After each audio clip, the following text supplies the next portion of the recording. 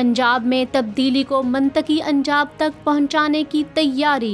Deputy speaker दोस्त मजारी के खिलाफ तहरीके अदम एतमाद लाने का फैसला। मीडिया रिपोर्ट्स के मुताबिक PTI की जानिब से डिप्टी स्पीकर के लिए वासिक कयूम और मलिक तैमूर के नाम ज़ेरे गौर हैं। स्पीकर पंजाब असम्बली के लिए भी मुख्तलिफ नामों पर गौर किया जा रहा है, जिनमें मियां महमूदुर रशीद, असलम इकबाल, जैन कुरैशी और उस्मान बुज़दार भी शामिल हैं। मोहम्मद खान भट्टी प्रिंसिपल सेक्रेटरी टू वज़ीर आला पंजाब तैनात कर दिए गए। नोटिफिकेशन भी जारी हो गया।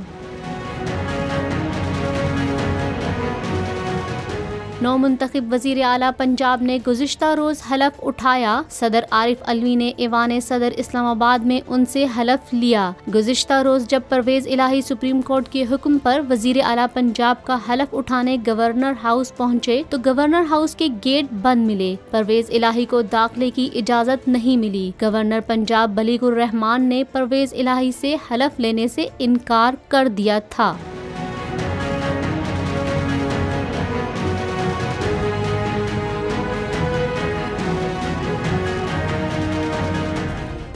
सब्सक्राइब करें और बेल दबाएं ताकि कोई खबर रह न जाए।